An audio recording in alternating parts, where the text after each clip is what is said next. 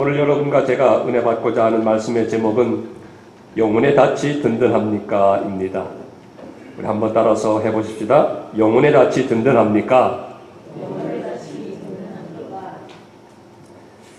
우리 한국의 배 만드는 기술이 세계적으로 뛰어나서 세계의 그 조선 산업을 이끌어가고 있습니다.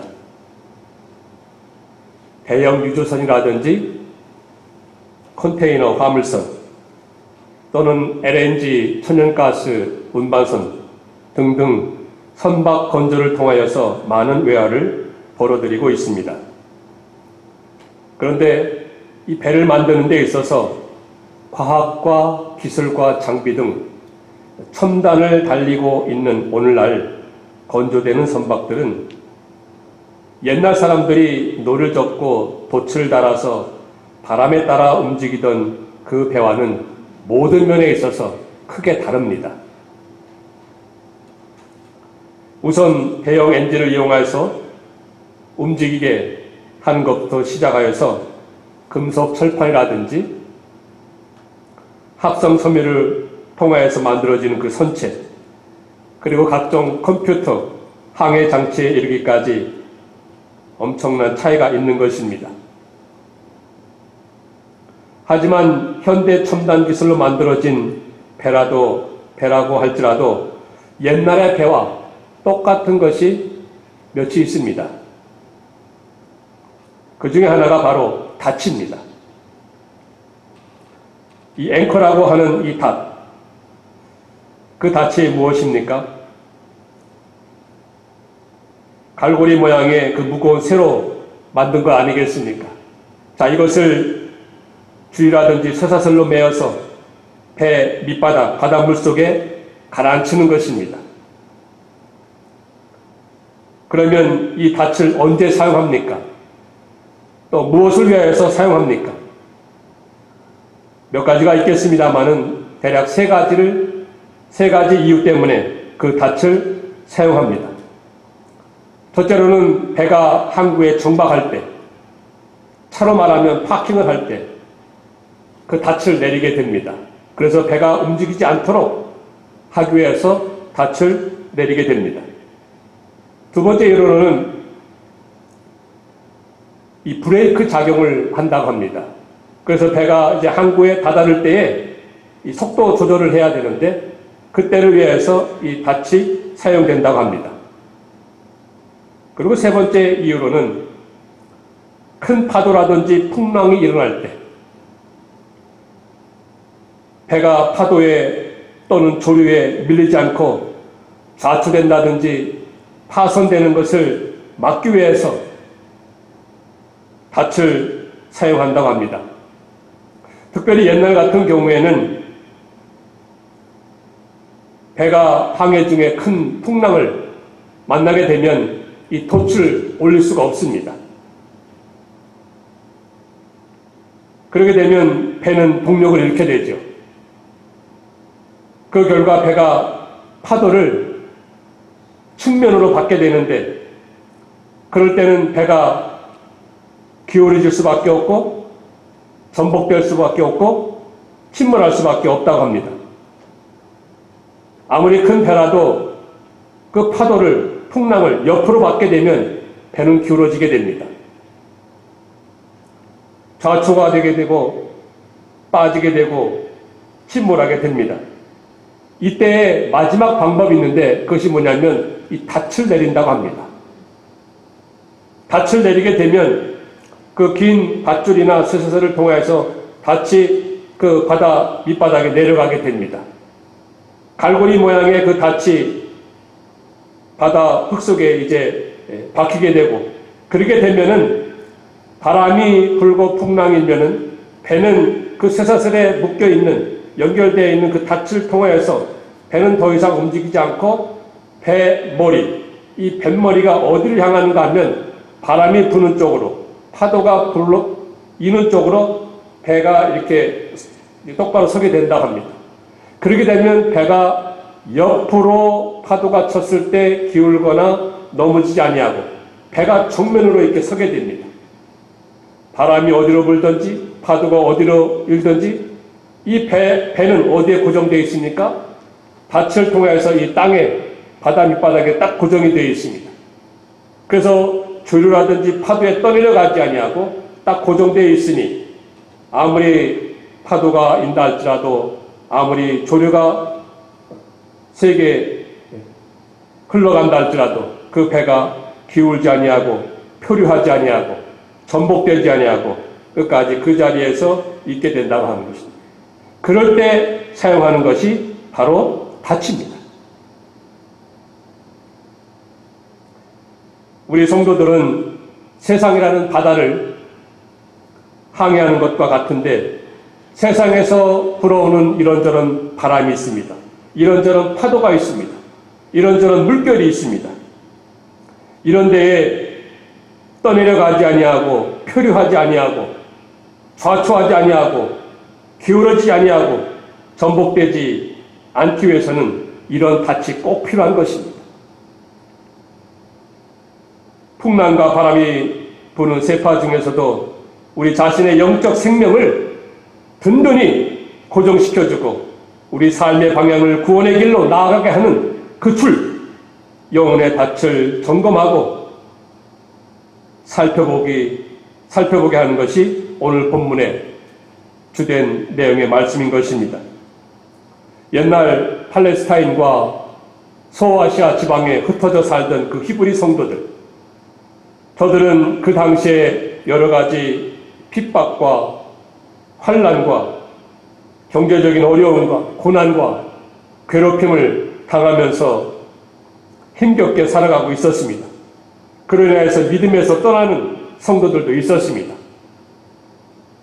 이때의 히브리서 기자는 저들을 권면하고 독려하기 위해서 예수님께 영혼의 닻을 든든히 고정시키라고 말합니다. 사상 초유의 이 코로나 바이러스로 인하여서 전 세계가 어려움에 직면하고 있습니다. 사람들의 삶을 완전히 바꿔 놓았습니다. 처음에는 몇 달 지나면 잡혀질 것이고 정상화될 것이다 이렇게 생각하였습니다만 그런 모든 예상이 빗나갔습니다. 아직 백신도 개발이 안 되었고 그 백신이 개발된다 할지라도 안전성이라든지 실용화되기에는 앞으로 상당 기간의 시간이 필요하다고 전문가들은 말하고 있습니다. 설령 백신이 개발되고 실용화된다 할지라도 과거와 같은 그런 삶으로 돌아가는 것은 어려울 수도 있다고 합니다. 이런 가운데 코로나에 한번 걸리게 되면 낫는다 할지라도 많은 사람들에게 이런저런 후유증이 생겨난다고 합니다. 예를 들어서 폐를 손상시키는 것은 기본이고요. 그리고 기억력이라든지 시력을 상실하기도 한다고 합니다. 당뇨병이 생기기도 하고요. 또 탈모, 한 움큼씩 이 머리가 빠진다고 합니다. 그리고 얼굴 등에 이 두드러기 같은 피부병이 생기기도 하고요. 그리고 우리가 피부를 이렇게 딱 눌렀다 떼면은 이 피부가 원상태로 돌아와야 되는데 눌렀던 자리가 제대로 잘 안 돌아오는 그런 경우도 있다고 합니다. 이렇게 염려가 되고 걱정이 되고 미래가 불투명하고 불확실하기 때문에 심리적으로도 우울하고 침체되는 이러한 시기에 코로나와 함께 생활할 수밖에 없는 그런 상황이 되었습니다. 코로나가 없는 그런 세상이 아니라 코로나와 함께 생활해 나갈 수밖에 없는 그런 상황에 직면하고 있습니다. 이런 코로나 같은 파도가 이는 세상을 살아감에 있어서 과연 우리 영혼의 닻은 든든한지요? 과연 우리의 영혼의 닻이 든든한지 점검하면서 이 영혼의 닻을 꼭 든든히 붙들어야만 이 코로나라는 이 파도에 우리 영혼이, 우리 믿음이, 우리의 삶이 떠내려가지 아니하고 표류하지 아니하고 좌초되지 아니하고 전복되지 않을 수가 있는 것입니다. 그러면 어떻게 하면 우리 영혼의 닻을 든든히 할 수가 있겠습니까? 우리 영혼의 닻을 든든히 고정하고 메어놓을 수가 있겠습니까? 그 방법이 무엇인지 오늘 말씀을 통해서 몇 가지 살펴보면서 주의 음성을 듣고자 하는 것입니다. 우리 모두 코로나라는 이 파도에도 우리 믿음이 기울어지거나 떠내려가거나 파손되지 아니하고 축복의 삶을 향하여서 힘있게 항해하시는 여러분 모두가 다 되시기를 주의 이름으로 축원합니다. 자, 그러면 어떻게 해야 되겠습니까? 첫째로는 약속의 말씀을 믿고 축복의 미래를 기다리면서 인내해야 합니다. 그 말씀이 13절에서 15절에 있는 말씀이 가르쳐주고 있습니다. 약속의 말씀을 믿고 축복의 미래를 기다리면서 우리가 인내해야 합니다. 참아야 합니다.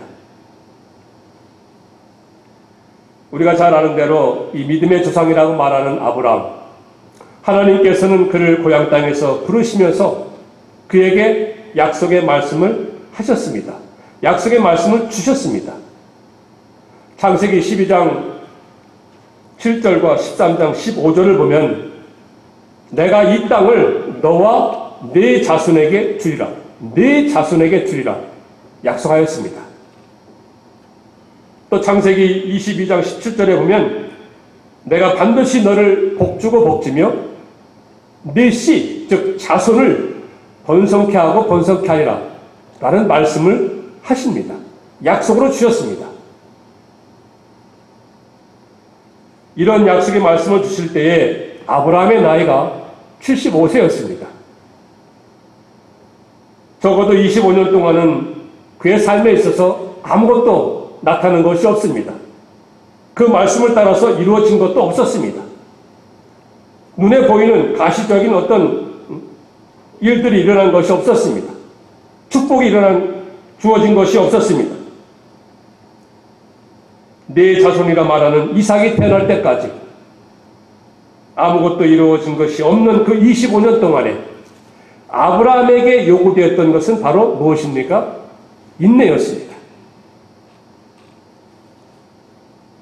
그런데 아브라함에게 인내라고 하는 것은 어려운 현실이었습니다. 그의 나이도 늙었습니다. 부인 사라도 늙어서 경수가 끊어졌다고 하였습니다. 그런 까닭에 아브라함도 흔들리기도 하고 의심될 수밖에 없었습니다. 그래서 인간적인 생각으로 하갈이라는 첩을 통하여서 얻은 이스마엘이 있지 않겠습니까? 이스마엘은 하나님의 약속의 말씀에 따라서 얻은 그 아들이 아니었습니다. 하나님께서 그에게 말씀하신 네 자손에게 이 땅을 주리라고 한 그 네 자손이 이스마엘은 될 수가 없었던 것입니다. 왜냐하면 그 약속에 따라서 낳은 아들이 아니고 육신적으로 인간적으로 생각에 낳은 아들이었기 때문에 하나님의 축복과 약속이 그에게는 주어질 수 없었던 것입니다. 대신에 이스마엘을 통하여서 아브라함 가정에는 불화와 갈등, 싸움이 있게 된 것 아니겠습니까? 어쨌든지 간에 아브라함은 이런 과정을 통하여서라도 그는 인내하였습니다. 그래서 마침내 약속대로 네 자손이라고 말하는 그 이삭을 얻게 되었던 것입니다. 100세에 낳은 그 약속의 아들 이삭, 그 이삭을 얻었을 때에도 하나님께서는 그를 시험하지 않았습니까? 하나님께 번제로 드리라고. 그 말씀을 아브라함이 받았을 때에도 아브라함 생각에는 모순이라고 생각할 수밖에 없었습니다. 분명히 하나님께서 자신에게 약속하시기를, 약속의 말씀을 주시기를, 내가 이 땅을 너와 네 자손에게 주라고 하셨고 때가 되어서 이 자손, 이 이삭을 주었습니다만 하나님께서는 웬 영문인지 그를 번제로 드리라고 하였던 것입니다. 그의 생각에 모순이 될 수밖에 없었습니다. 그럼에도 불구하고 그는 하나님의 약속의 말씀을 믿고 축복의 미래를 기다리면서 인내하였던 것입니다. 그 모든 인내로 그 시험을 이겨나갔던 것입니다. 아브라함은 이삭을 죽은 자 가운데서 다시 살려서라도 하나님께서 내 자손이라고 하였기 때문에 바로 이 자손을 통해서, 이 아들을 통해서 반드시 하나님께서 축복하시리라, 이런 믿음을 갖고 있었던 것입니다. 그래서 이것을 가리켜서 사도 바울은 로마서 4장 18절에 뭐라고 말씀하십니까? 아브라함이 바랄 수 없는 중에 바라고 믿었으니 라고 말씀하였습니다. 아브라함이 바랄 수 없는 중에 바라고 믿었으니. 아브라함은 소망할 수 없는 상황 속에서도 미래를 바라보면서, 축복의 미래를 바라보면서 그는 인내하였습니다. 그로 인하여서 아브라함에게 하나님께서 약속하신 대로, 그 말씀대로 네 자손을 통하여서 네 자손에게 이 땅을 주라고 한 그 축복을 받았을 뿐 아니라 이 자손을 통해서 자손이 번성케 되고 복의 복을 주는 이러한 복을 받아들였던 그런 아브라함이었습니다. 하나님의 축복을 받은 사람들의 공통점은 인내하였다는 것입니다. 인내. 하지만 현대 교인들의 특징 중 하나가 무엇입니까? 인내하지 못하는 것입니다. 오래 참지 못하는 것입니다.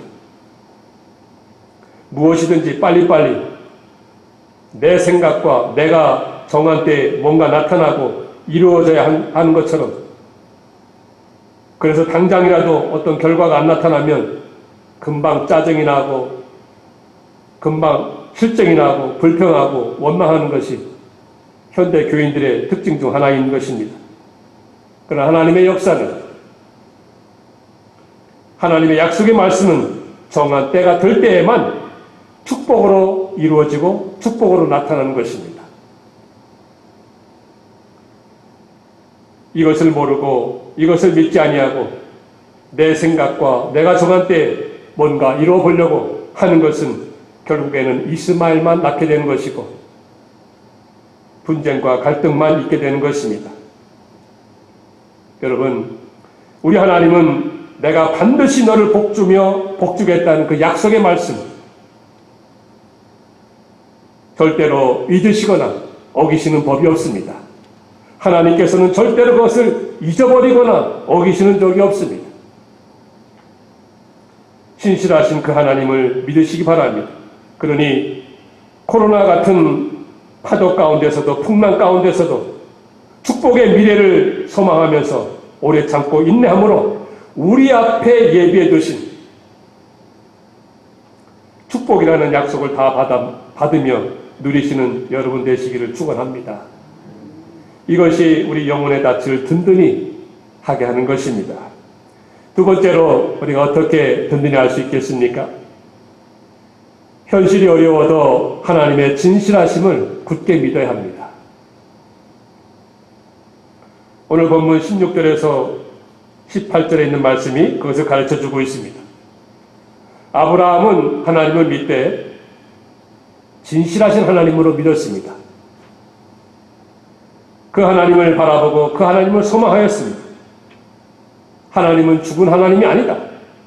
하나님은 가만히 계시는 하나님이 아니다. 하나님은 아무 상관도 안 하시는 그런 하나님이 아니다. 하나님은 그냥 내버려 두신 하나님이 아니다. 하나님은 약속하시고 그 약속의 말씀을 친히 이루어 가시고 나타내시는, 그리고 완성해 나가시는 진실하신 하나님을 믿고 소망하고 나갔습니다. 그것이 영혼을 든든하게 하는 것입니다. 하나님은 거짓말할 수 없는 진실하신 분이시기 때문에 한번 약속하신 말씀은 어떠한 일이, 어떠한 상황이, 어떠한 형편이 되어도 그 약속하신 대로 25년이 흘러도, 이스라엘 백성과 같이 400년이 흘러도, 아니 1000년이 흐른다 할지라도 하나님의 정한 때가 되면 반드시 약속하신 대로 말씀하신 대로 이루어 나가시는 하나님이십니다. 유대인들은 맹세를 할 때에 자기보다 더 큰 일을 가리켜서 맹세한다고 합니다. 자기하고 똑같은 사람을 두고서 맹세할 수가 없지 않겠습니까? 그러니 자기보다 더 큰 일, 그 큰 사람을 두고, 큰 자를 두고 맹세한다고 합니다. 즉, 하나님의 이름을 두고 맹세합니다. 혹은 하나님과 관계된 것을 가리켜서 맹세합니다.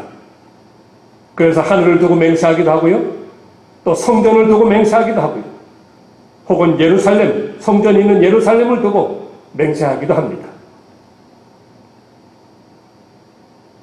하나님께서도 당신의 약속하신 말씀이 확실하고 진실됨을 제3 다지기 위해서 유대인들이 보통 맹세하고 다짐하는 그 방법으로 하나님의 약속의 그 확실성과 진실성을 증거하고 있습니다. 하나님 자신도 맹세하는 것입니다. 그런데 하나님보다 더 큰 이가 어디 있겠습니까?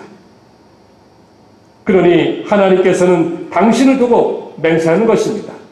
그 맹세하는 방법은 유대인들과 똑같이 하는데 하나님보다 더 큰 이가 없기 때문에 당신을 두고 맹세했던 것입니다. 어찌 보면 희한한 맹세죠. 당신 스스로를 두고 당신이 맹세하는 것입니다.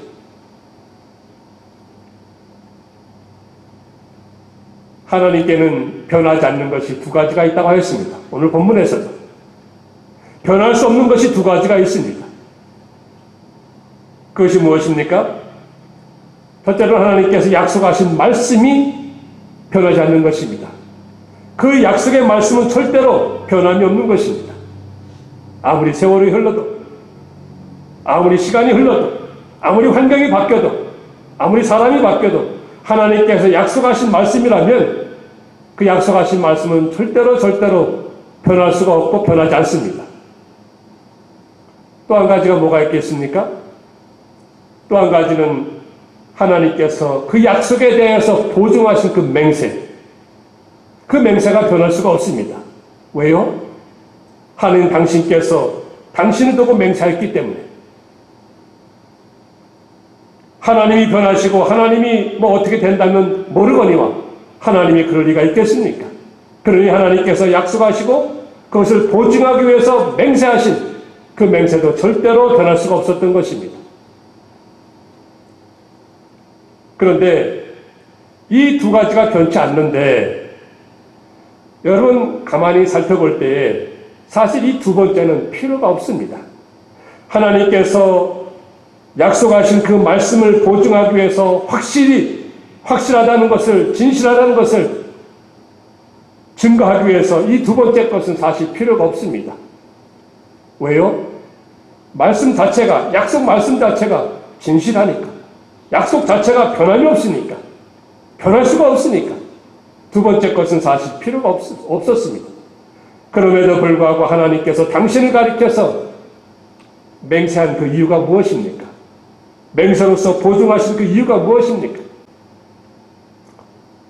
우리로 하여금 어찌하든지 그 하나님의 약속의 말씀은 절대로 변함이 없다는 것을 확신시키기 위해서, 확실히 믿게끔 하기 위해서 하나님께서 유대인들이 보통 하는 그 방법을 따라서 당신을 가리켜서 맹세했던 것입니다.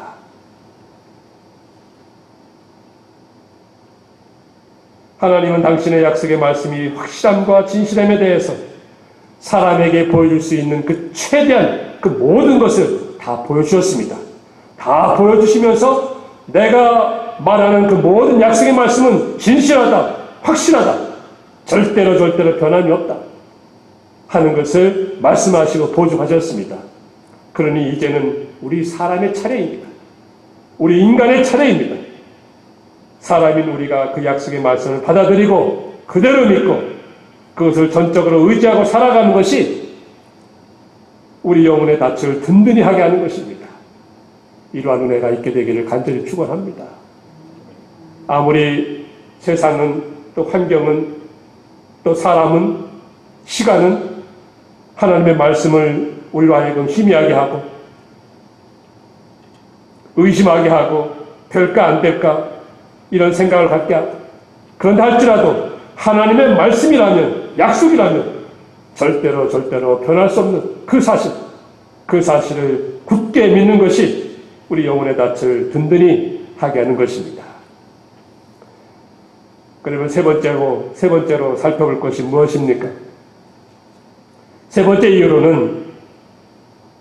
방법으로는 궁극적 소망인 하나님 나라를 바라보면서 주님께 닻을 내려야 하는 것입니다.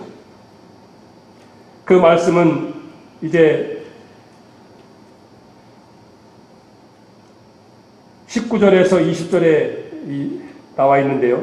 우리가 이 소망을 가지고 있는 것은 영혼의 닷 같아서 튼튼하고 견고하여 휘장 안에 들어가나니, 그리로 앞서가신 예수께서 멜기세덱의 반차를 따라 영원히 대제사장이 되어 우리를 위하여 들어가셨느니라, 이렇게 말씀하고 있습니다. 우리가 하나님 나라를 바라보면서 소망하는 것은 영혼의 닷과 같습니다. 여러분, 이 바다는 육지보다도 변화무쌍합니다.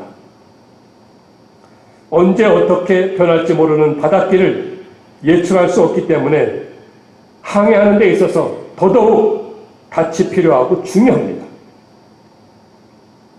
닻이 없으면 항해가 불가능합니다. 우리 인생의 항해에 닻이 없으면 인생을 항해할 수 없습니다.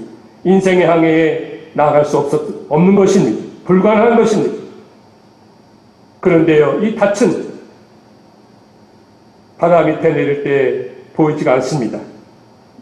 비록 닻이 물 밑에 내려져 있기 때문에 보이지 않지만, 제대로만 이 닻이 내려져 있다면, 놓여 있다면, 박혀 있다면 그 인생의 항해에 있어서 배는 절대로 흔들리지 않습니다.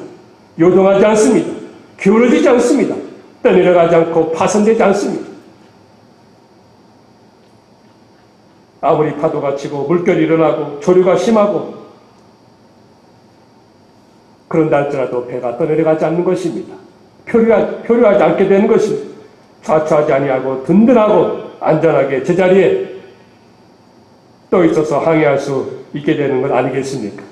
그렇기 때문에 중요한 것이 무엇입니까?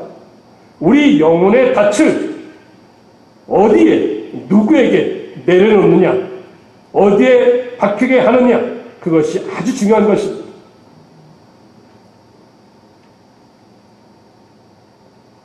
바로 오늘 본문의 말씀대로 앞서가신 예수께서 이렇게 말씀하고 있습니다. 우리 영혼의 닻을 앞서가신 예수께, 주님께 그 닻을 내려야 합니다. 그 닻에 그 뿌리를 내려야 하고 뿌리를 박아야 하는 것입니다. 그 주님께 우리 영혼의 닻을 내려놓아야 하는 것입니다. 그래야 우리 항해에 있어서 우리 항해하는 이 배가 든든하게 되고 안전하게 되는 것입니다.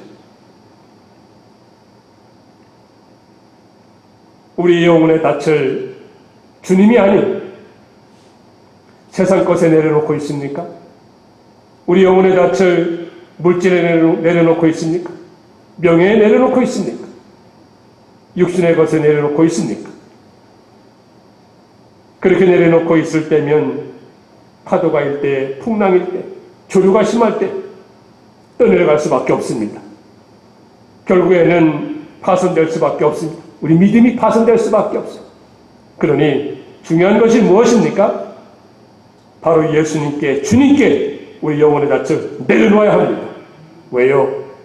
예수님의 말로 든든한 반석이라고 했기 때문에, 든든한 반석이 되는 그 예수님께 우리 영혼의 닻을 내려놓을 때 우리 인생의 이 배는 흔들리지 않게 됩니다. 떠내려가지 않게 되는 것입니다.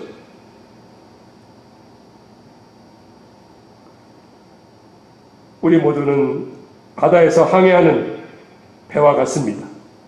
항해하는 데 있어서 이런저런 세파가 불어옵니다. 물결이 칩니다. 때로는 큰 파도가 덮쳐옵니다.